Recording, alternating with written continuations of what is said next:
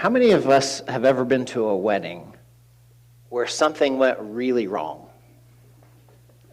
I love the snickers and the laugh. Yeah.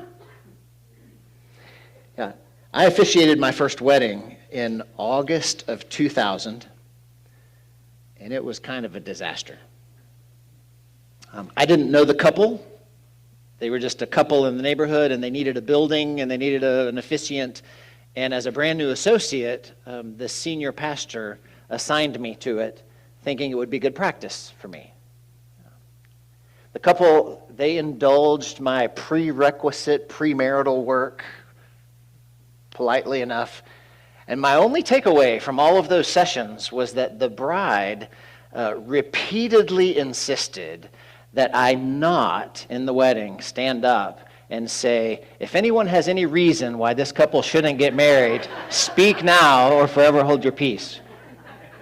Which we don't really say anymore, but apparently the groom's ex-girlfriend was exactly the kind of person who would loudly stand up and happily do so, and she had already made it known widely that she fully planned to be at that wedding uninvited to derail the day.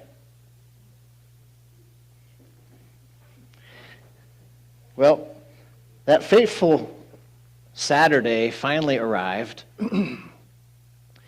and the heat and humidity of that August afternoon had rendered up one of those really severe afternoon thunderstorms that we get sometimes in summer, and lightning had struck all over the neighborhood and blasted several trees, even in the churchyard, and had knocked out power to the whole area, including the church. So I arrived at the church building about an hour before the wedding, and I walked in to a dark and stifling hot sanctuary. And I thought, well, I know what I'll do. I'll light some candles. But the thought of adding fire to the already suffocating room, I just couldn't bear it. And about an hour later, the guests began to arrive and take their seats in our sacred sauna, while I gathered up the groom and all of the groomsmen in a back room. And the bride was more than an hour late to her own wedding. And we waited and we waited. When she finally arrived and we started the processional, there were more individuals walking down the aisle, one at a time, slowly, than some entire wedding gatherings. By the time we were all fully on the stage, there were 16 groomsmen and 16 bridesmaids, and then a whole bunch of junior bridesmaids and some junior groomsmen, and a whole collection of flower girls, and several ring bearers,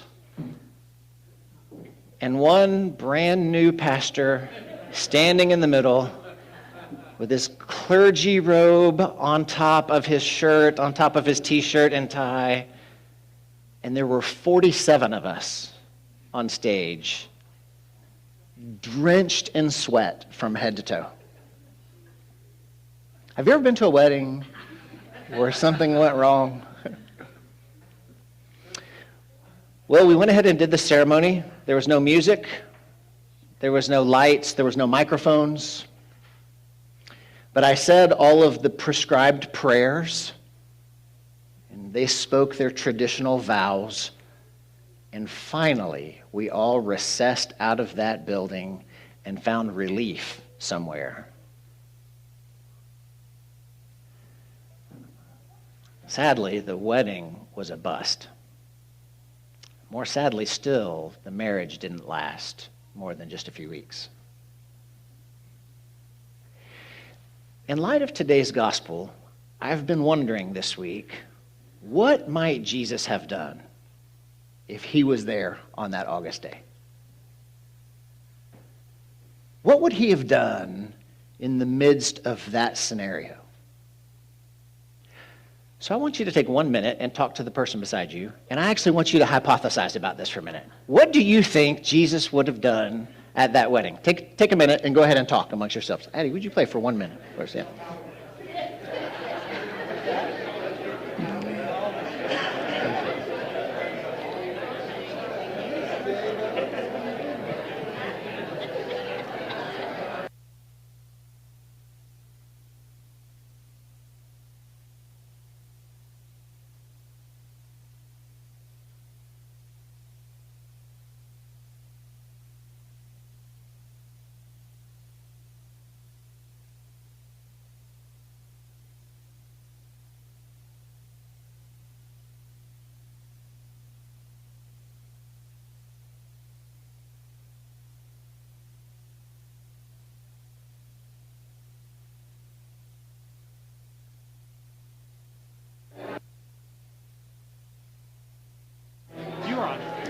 Okay.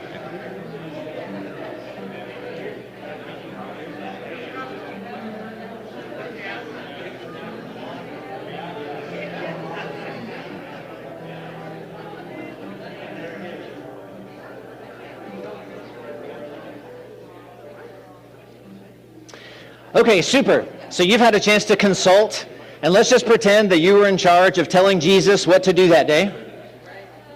What do you imagine or conceive of that Jesus might have done that day at that wedding? Let there be power.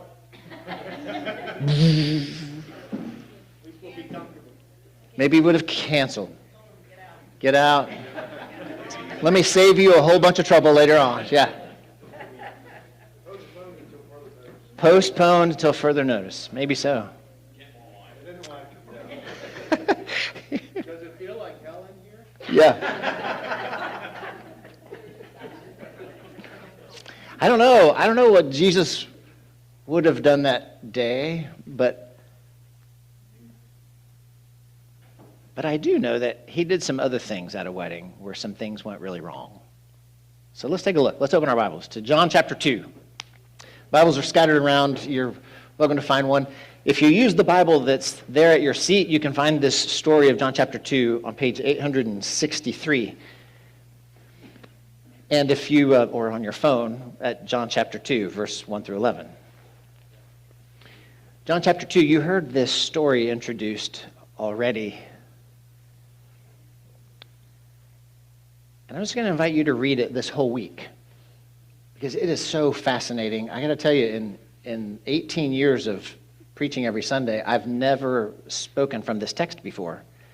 And I was really surprised by that when I looked at it this week, until I started looking at it, and I thought, oh, that's why I never have looked at this text before, because it is really wild, the things that are happening in this story. I think one of the biggest mistakes we make is when we dismiss the Bible as being either irrelevant or simple or old-fashioned or dusty, because this thing is revolutionary. And today this text is almost too big for me to hold on to, but let's see if we can walk together just a little bit. So John chapter 2, verses 1 through 11 has a lot of really interesting contextual curves. And maybe these are clues or signals of some sort. For one, John chapter 2, verse 1 through 11, it concludes the time of Jesus inviting his disciples, and it also, at the same time, commences Jesus' public life.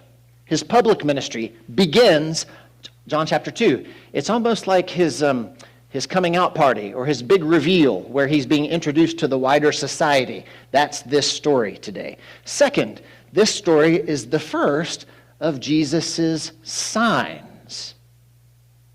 Now that's a Johannine term, signs. And in John, there are 7 signs that Jesus demonstrates. But interestingly, if you look at the Synoptic Gospels, there are 35 miracles that Jesus does. Matthew tells us of 20, Mark tells us of 18, and Luke also records 20 different miracles, and there's some overlap in the Synoptic Gospels. In John's Gospel, there are 7, and they are unique to John's Gospel. They're not in the other Gospels in the same kind of way that the Synoptics overlap. The Synoptics, Matthew, Mark, and Luke, are usually interested in either giving, as Luke would say, an accurate portrayal of the narrative of Jesus' life, or They are interested in demonstrating the power that Jesus mastered over things in kind of this singular supernatural sort of way. But John has a different agenda than those things. In John, they're called signs. And they're called signs because in John's gospel, those miracles that Jesus does always point to something beyond the miracle. They are signs pointing at something deeper or something beyond. And this is the first of those signs. In John, the miracles are not to demonstrate Jesus' power.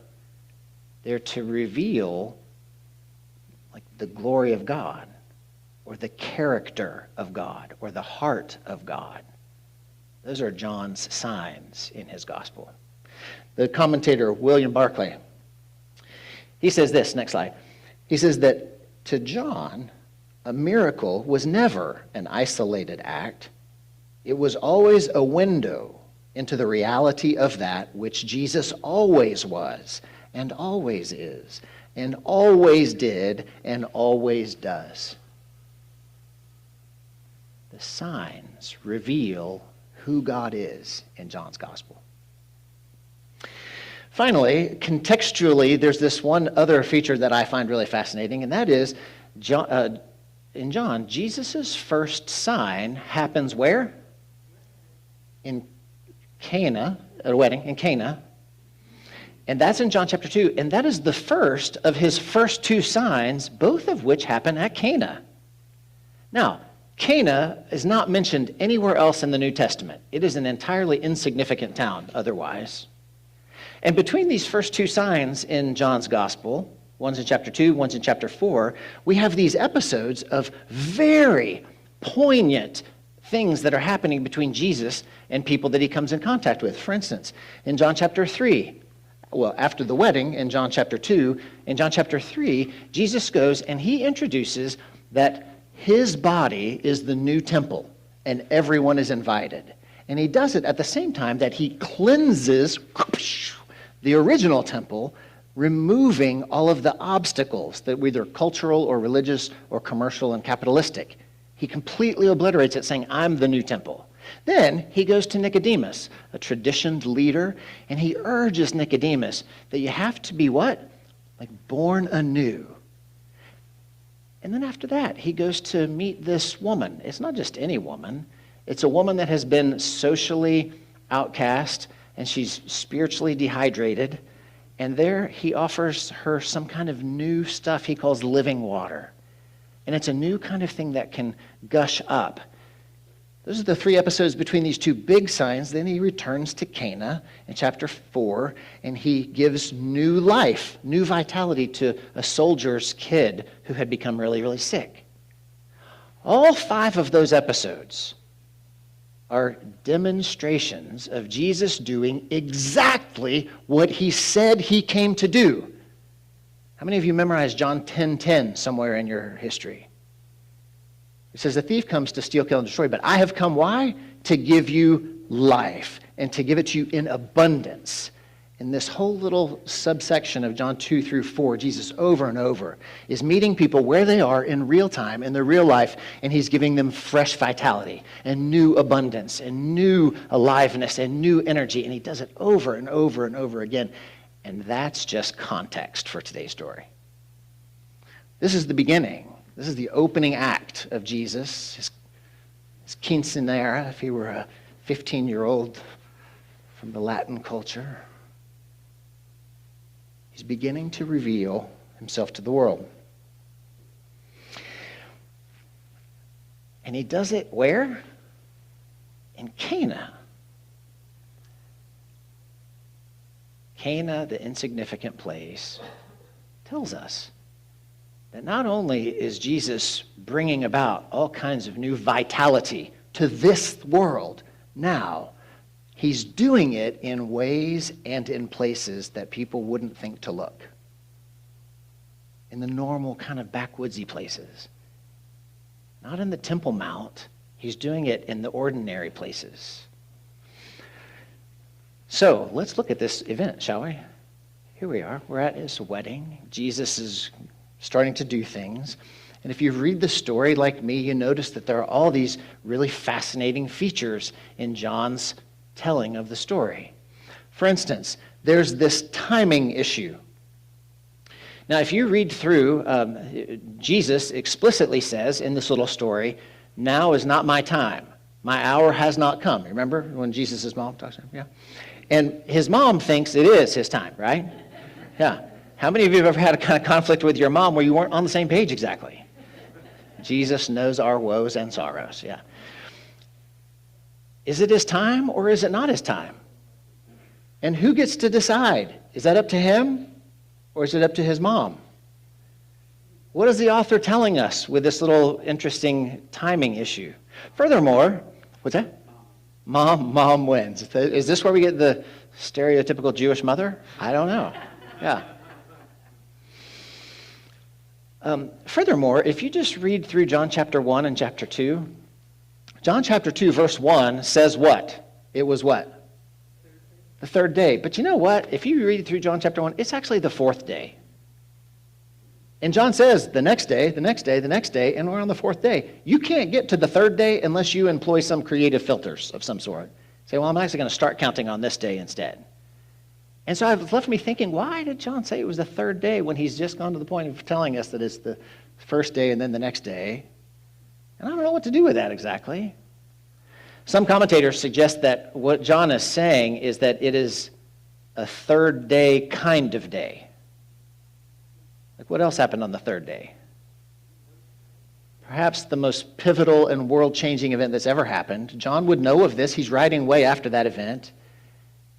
And one of the questions is, was John in his editorial world creating a sense when they read this story, oh, this episode is a poignant and pivotal, invitational, game-changing kind of day that's happening at this wedding. It was a third day kind of day. Another interesting feature is the dialogue that happens. Jesus' mother speaks to him, pointing out a problem. Anybody have a mom? No, I'm just kidding. Pointing out the problem. She doesn't say anything to him as far as we know. She just says, hey, there's a problem. And Jesus, what does he do? He answers in this kind of strained way, saying, what problem is that for us, woman? Now, there are lots of words written in commentaries about whether or not he was being rough with her or not. I'm not really concerned exactly with the dialogue as much as I'm concerned or interested in the fact, what is John telling us by the dialogue that he recorded here and included in his story? What problem is that to me, woman? After that, Jesus' mother speaks no more to him. Speaks only to who? The servants. Jesus speaks no more to her. He only speaks to who? The servant. We call that a triangle in the language of relationships, where we no longer speak directly to the person. We start talking to him about the problem I'm having with him. And is this an example of Jesus in all of his humanity, just like you and me, navigating the difficulties of change and transformation? Mom has one idea. Jesus may have a different idea. Is this an example of him getting some distance from his mom and becoming his own? This is, after all, his kind of coming out sort of day. Is this an example of conflict, where Jesus and his mom always intracted and kind of don't tell me again not to do, I don't know. But I find it so refreshing as a person who has had a mom to know that even Jesus may have danced in interesting ways with his mom relationally. So I'm fascinated by these things.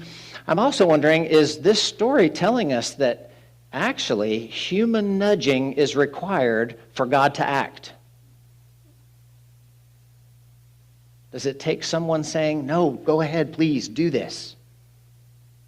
I'm not sure exactly. But the thing I've been most fascinated about all week, and the thing I want to talk about for just the next few minutes, is this.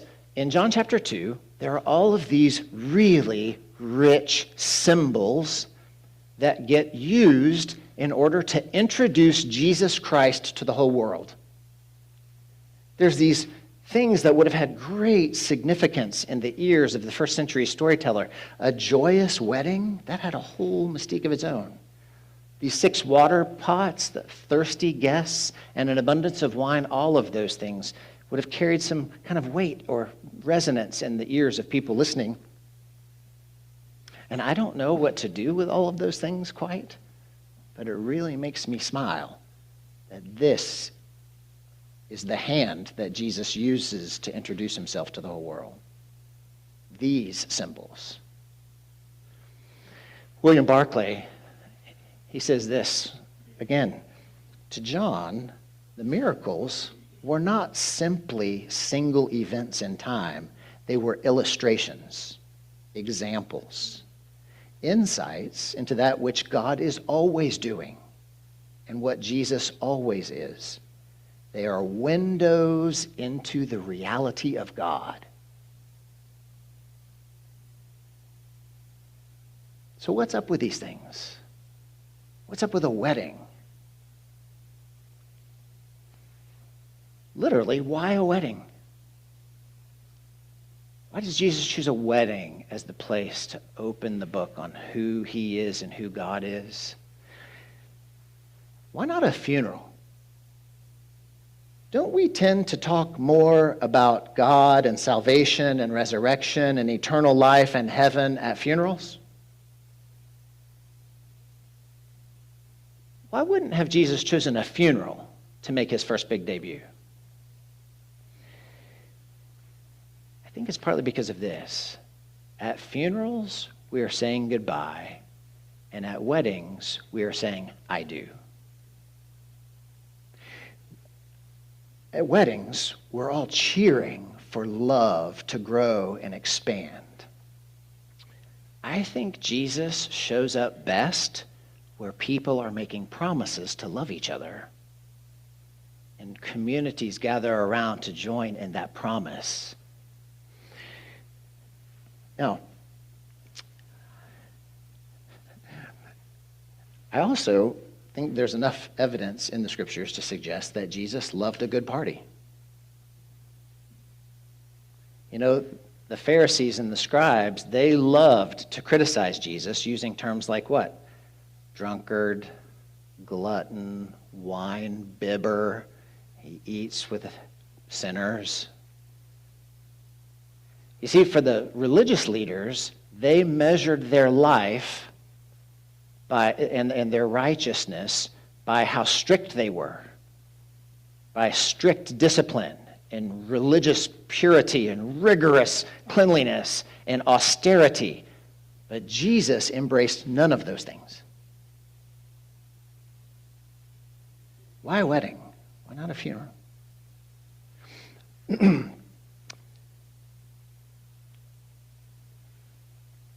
I think at weddings, we also recognize that the participants there, they're hopeful and they're thirsty.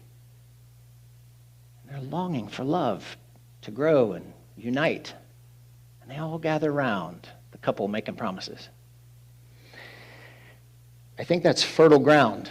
Now, just to be clear, I think the Lord does meet us at funerals. Maybe even in poignant ways. But I'm not sure that the most fertile scene for the Lord to introduce a kingdom movement that is about the revitalization of life in the flesh right now on earth, I'm not sure that a funeral is the most fertile scene to introduce that movement while people are naturally preoccupied with loss and where they're fighting against fear and despair and hopelessness and they're not sure about the world. They're mostly trying to hold on. But at a wedding, people are already dialed in to love and commitment and connection and community and celebration and festivity and cheering and toasting and feasting. And it seems to me like that environment may be the place where Jesus would most easily initiate his movement. Now, there is an exception to this whole funeral thing. How many of you were here last Saturday before when we celebrated David Shank's life? You know, on that day, Paula launched a celebration of laughter and love and delight and joy. And more than a couple of you had said to me, it was the single most peculiar and sacred and intimate worship experience you've ever had in your life. So maybe Jesus enjoyed showing up in Paula at that funeral last week.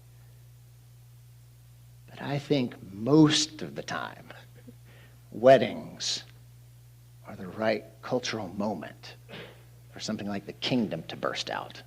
Why a wedding? Because it just seems like the time is ripe at weddings for Jesus to show what he's about and what he's doing. So my question for us is this: are most church gatherings more like funerals, or are they more like wedding feasts? Are the typical sentiments like somberness and grimness, or is it raising a glass and toasting each other? Why a wedding? Well, I only have one more pondering about the features of this story, and that's this question: why water to wine? Why water to wine? John 2 has been an awkward and sometimes even a little bit embarrassing story for Christians in history. Firstly, wedding wine seems a little bit trivial compared to doing something like really big, like raising Lazarus from the dead, for instance. Why didn't Jesus start with that? Wedding wine, really, Jesus? But secondly, and I think more importantly, is the stigma around the fact that alcohol is at the center of this story, that wine is the final outcome. A lot of Christians have had trouble with that. In fact, during the time of U.S. prohibition, in the 1920s, temperance preachers, they strove mightily to demonstrate that it was not alcohol that Jesus was converting here. And in the 1920s, new conservative scholars found new evidence that 1,900 years of biblical scholarship apparently had missed to demonstrate the fact that Jesus created 150 gallons of unfermented grape juice.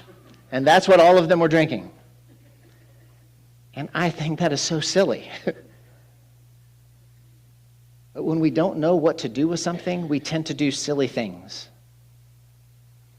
Now, I think the Bible gives us enough prohibitions against overindulgence that we can trust that overindulgence was a real problem in Jesus' day, just like it is now. But wine isn't drunkenness. So why? But why? Why water to wine? This is the question I spent most of my time thinking about this week.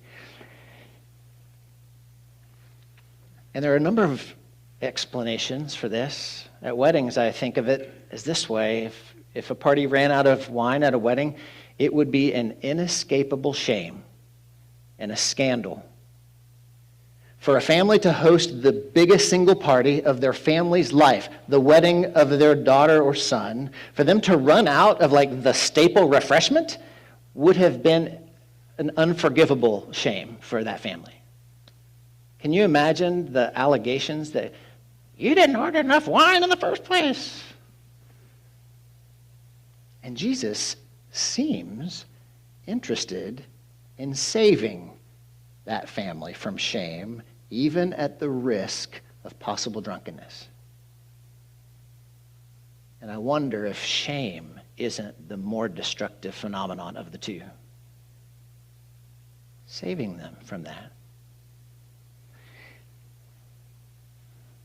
But the biggest clue to me about this wine thing comes down to these water pots.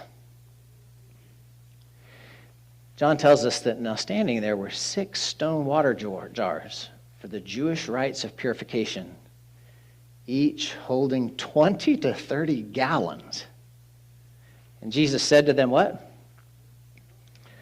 I think this is the most telling clue in the whole story about what's going on here. Why use those pots? Couldn't Jesus have just refilled all the wineskins that the wedding wine came in and was empty from?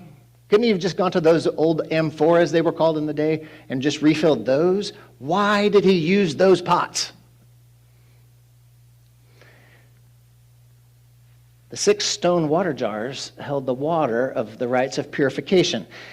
They were for people to wash their hands and feet on entry into the house in order that they may engage in fulfilling the religious law. There was prerequisite scrubbing of your exterior dirt in order that you might qualify, in order that you might enter by finding enough purification. The process of trying to scrub yourself clean. And that's the place where Jesus makes his introductory splash. At the site of those places where the scrubbing is happening. Every one of those guests at that wedding would presumably have gone through those 6 stone water jars and undergone the scrubbing process in order to try to be clean enough to qualify ritually to be a part of this wedding celebration. Every one of them would have known the drill, because every time you went anywhere, you had to scrub the dirt and muck off your body, and that's the place where Jesus says, I'm going to do something wily. They're not going to believe it. It's at that place that Jesus takes the station where people are preoccupied with scrubbing their dirt away, and he converts it into a pool of delicious refreshment instead. You want to scrub, or you want to sip? Now, that's a real question. Because a lot of folks seem to still be kind of around the religious idea that what we're supposed to be doing is scrubbing ourselves to become pure enough to maybe qualify that we might enter the party where Jesus is. And Jesus says, no, I'm going to do something right there at the threshold to the movement. I'm going to take that entry point and I'm going to retool it somehow. Fill up those jars with water.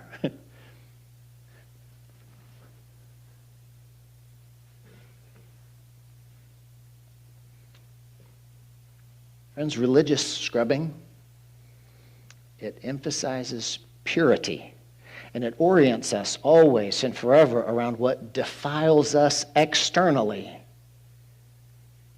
It even keeps us mindful that we are unclean, and how many of you need to be reminded over and over about how unclean you are? But wine warms the heart, and it gladdens the soul. It actually facilitates a kind of connectedness between people. The waters of religion keep us focused on our deficiencies, on our disqualifications, on the muck, always reminding us how dirty we are and how we need to be washed again and again and again. But wine works differently, doesn't it? Wine works from the inside. It softens, it sensitizes, and it leads us towards some kind of affectionate connection, unless we have too much, and then you can check out the college scene, what happens there. No. Wine works differently.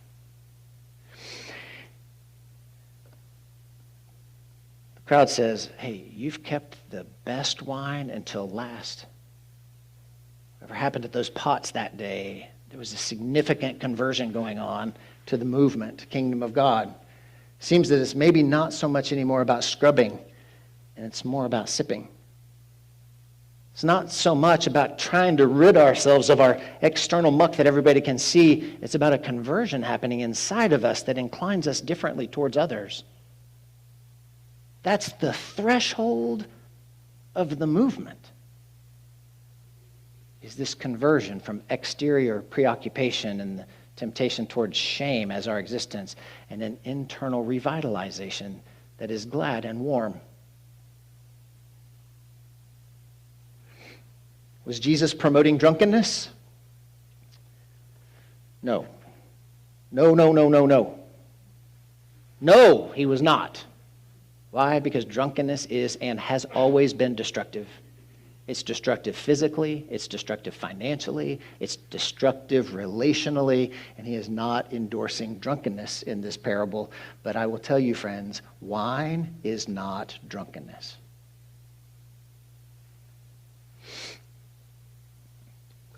Have you ever been to a wedding where something went really wrong?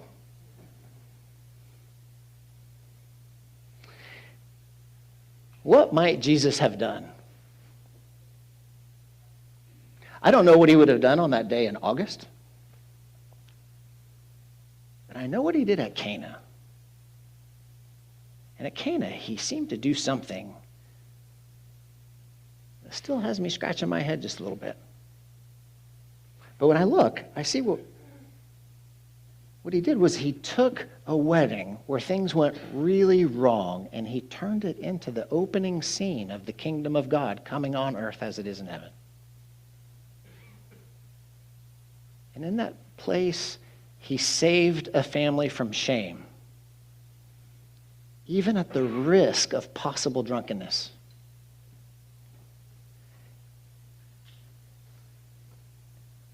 And not only that, but he chooses the gathering of the community that is entirely oriented around love and promises.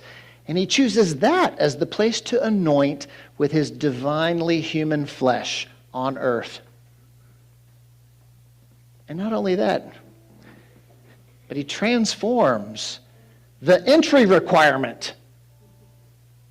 Instead of having to scrub yourself clean in hopes that you qualify, he says, no, you just have to partake a little and let me do the work inside of you. And finally, he chooses to take a whole village of people and empower them to laugh and dance and sing and toast and rejoice late into the night. And I wonder if weddings have left churches because churches have forgotten how to live abundantly right now.